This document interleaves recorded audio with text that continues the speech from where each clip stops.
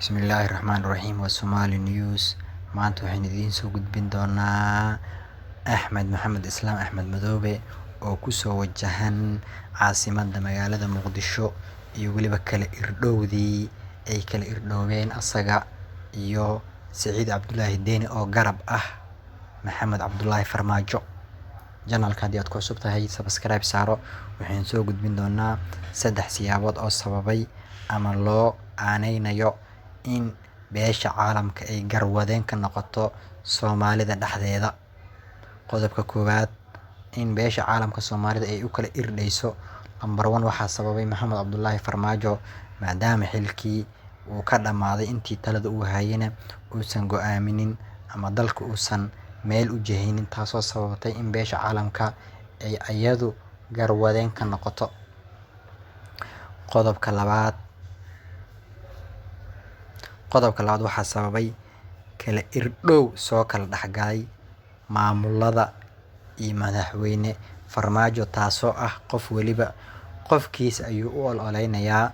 Tusaale ahaan, Maxamed Cabdullaahi Farmaajo waxaa u ololeynayay 3 maamul goboleed oo iska cad yihiin Hirshabelle, Galmudug iyo Koonfur Galbeed, halka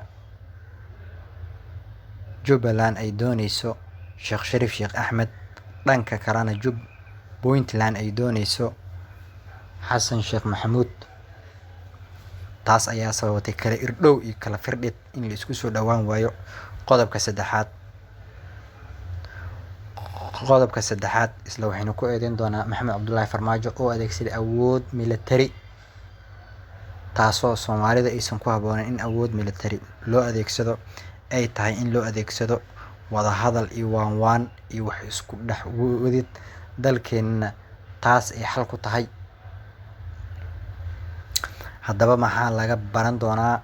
Number 1 waxaa laga baran doonaa in weli aynu u baahannahay gacan saddexaad ama gacan shisheeye si ay noo kala dhexdhexaadiso.